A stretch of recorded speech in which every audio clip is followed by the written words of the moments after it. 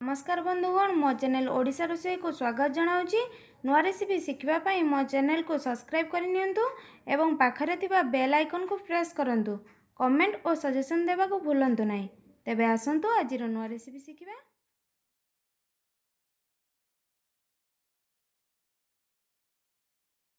आज आम शिखिबा आंब खटा। एथिपाई सामग्री गुड़िक होउची आंब, लुण, सुखिला लंका, पंचफुटण, जीरा गुंड, गुड़, अदा छेचा, हलदी गुंड, लंका गुंड और तेल।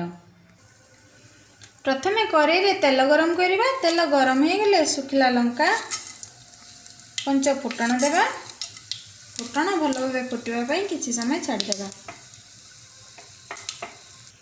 फुटण भल भाव फुटी हो गले अदा छेचा देवा।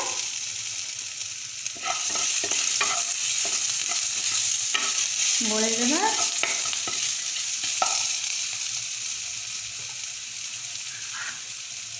एबे एथिरे कंचा आंब ऐड करिबा।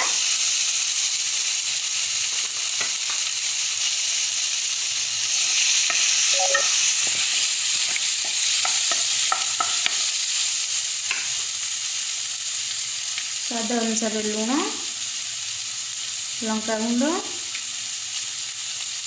हलदी गुंड ऐड करिबा। भल भाव गोलाई देवा।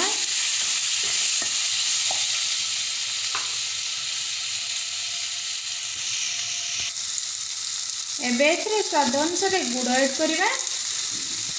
आपण माने चाहिले चीनी ऐड करि परिबे।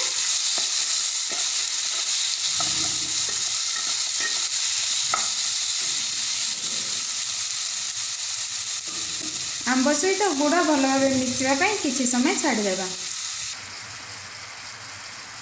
गुड़ सहित आंब भल भाव मिसी हो गला। एबे एथिरे आवश्यक मुताबिक पानी ऐड करिबा। गोलाई देवा। आंब सिझापी किसी समय छाड़देवा।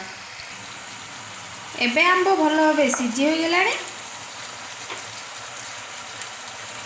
एथिरे जीरा गुंड ऐड करिबा।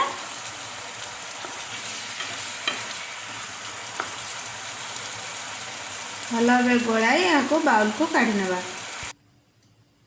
एबे हमर प्रस्तुत हो गला आंब खटा। नुआ नुआ रेसिपी शिखिबा मो चैनल को सब्सक्राइब करनियंतु एवं मो वीडियो को लाइक एंड शेयर करंतु। कमेंट और सजेशन देवा को भूलिबे नहीं। Thank you.